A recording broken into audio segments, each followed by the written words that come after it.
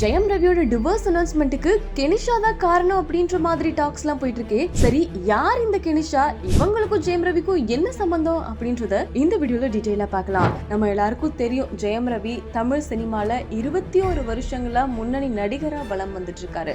இதெல்லாம் ஒரு பக்கம் இருக்க, சடனா பாத்தீங்கன்னா ஜெயம் ரவி தன்னோட மனைவியான ஆர்த்தியை டிவோர்ஸ் பண்ண போறேன் அப்படின்ற ஒரு அனௌன்ஸ்மெண்ட் கொடுத்திருந்தாரு. ரொம்பவே கஷ்டமா இருந்தது. ஆனா ஆர்த்தி தரப்புல இருந்துமே சில விளக்கங்கள்லாம் கொடுத்திருந்தாங்க. இந்த டிவோர்ஸ் அனௌன்ஸ்மெண்ட் அப்படிங்கிறது எனக்கே தெரியல, சடனா அவங்க கொடுத்திருக்காங்க, இதனால நானும் குழந்தையும் என்ன ஆக போறோம்னு தெரியல அப்படின்னு சொல்லிட்டு அவங்களும் மனவேதனையோட அறிக்கையெல்லாம் வெளியிட்டு இருந்தாங்க. இதெல்லாம் நம்ம பார்த்திருந்தோம். இப்ப இந்த பிரச்சனைகளுக்கு நடுவுல கெனிஷா அப்படின்ற பேர் அடிப்படுது. இவங்க யார் அப்படின்னு பாத்தீங்கன்னா ஒரு பிரபலமான பாடகியாங்க.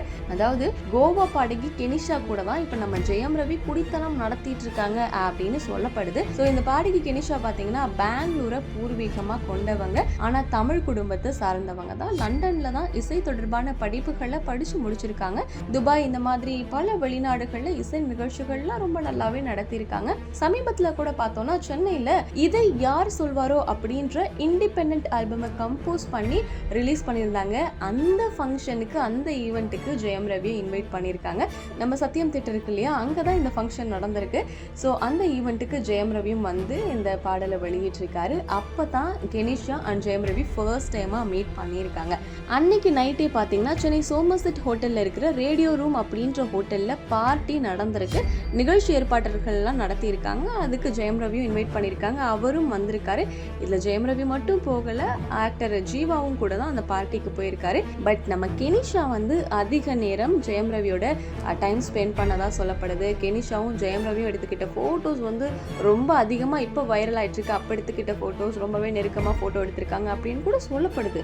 இப்போ என்னன்னு பாத்தீங்கன்னா, கோவால ஒரு பங்களா வாங்கிட்டு ஜெயம் ரவியும் கெனிஷாவும் அங்கதான் தங்கி இருக்காங்க அப்படின்ற ஒரு டாக்ஸ் தாங்க போயிட்டு இருக்கு.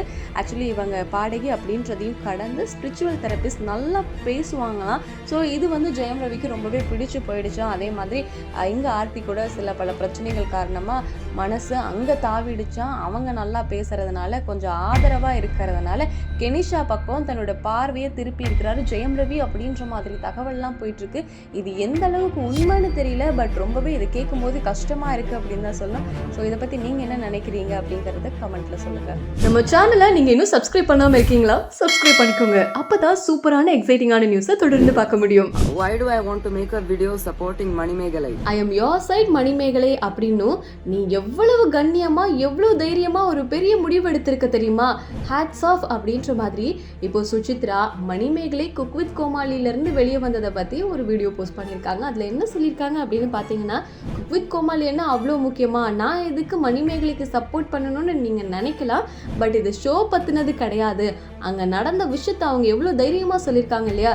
அதாவது புள்ளிய பத்தி இவ்வளவு கண்ணியமா டாக்ஸிக் ஜோன்ல இருந்து வெளியே தூக்கி எறிஞ்சிட்டு வந்துட்டு இவ்வளோ தைரியமான முடிவு எடுத்திருக்காங்கல்ல, அதெல்லாம் ஒரு பெரிய விஷயம். அது மட்டும் இல்லாம வெளியே வந்து எவ்வளோ கிளியரா எக்ஸ்பிளைன் பண்ணியிருக்காங்க இல்லையா. So much respect for you Manimekalai அப்படின்னும் நான் ஓ சைடு தான் இருக்கேன். அதே மாதிரி நீ எவ்வளோ அந்த நேரத்தில் கஷ்டப்பட்டிருப்ப அப்படிங்கிறது என்னால் நல்லாவே புரிஞ்சுக்க முடியுது. பிரியங்காலாம் எப்பேற்பட்ட லேடி அப்படிங்கிறது எல்லாருக்கும் தெரியும். குறிப்பாக அவனோட எக்ஸ் ஹஸ்பண்டுக்கு ரொம்பவே நல்லா தெரியும். இவ தான் நாசமாக்கிட்டா. அண்ட் இதெல்லாம் நான் சொன்னேன்னா ஏதோ நான் காசிப் பேசுகிறேன் அப்படின்னு நீங்கள் சொல்லுவீங்க. ஆனால் இந்த வீடியோக்கான எய்ம் வந்து நான் மணிமேகலைக்கு சப்போர்ட் பண்ணுறேன் அப்படிங்கிறது மட்டும்தான் அப்படின்னு சுசித்ரா ரொம்பவே போல்டாக இந்த ஸ்டேட்மெண்ட் சொல்லியிருக்காங்க. மணிமேகலைக்கு சப்போர்ட் பண்ணுறேன் அப்படிங்கிறத மட்டும் சொல்லாமல் அவங்களோட எக்ஸ் ஹஸ்பண்ட் பற்றியும் அண்ட் எதனால் இவங்க பிரிஞ்சாங்க அப்படின்ற பற்றியும் சுசித்ரா சொல்லியிருக்கிறத பற்றி நீங்கள் என்ன நினைக்கிறீங்க அப்படிங்கிறத கமெண்ட்டில் சொல்லுங்கள். அண்ட் உங்களோட சப்போர்ட் யாருக்கு, மணிமேகலைக்கா பிரியங்காக்கா அப்படின்னு கமெண்ட்டில் சொல்லுங்கள். நம்ம சேனலை நீங்கள் இன்னும் சப்ஸ்கிரைப் பண்ணாமல் இருக்கீங்களா? சப்ஸ்கிரைப் பண்ணிக்கோங்க. அப்போ தான் சூப்பரான எக்ஸைட்டிங்கான நியூஸை தொடர்ந்து பார்க்க முடியும்.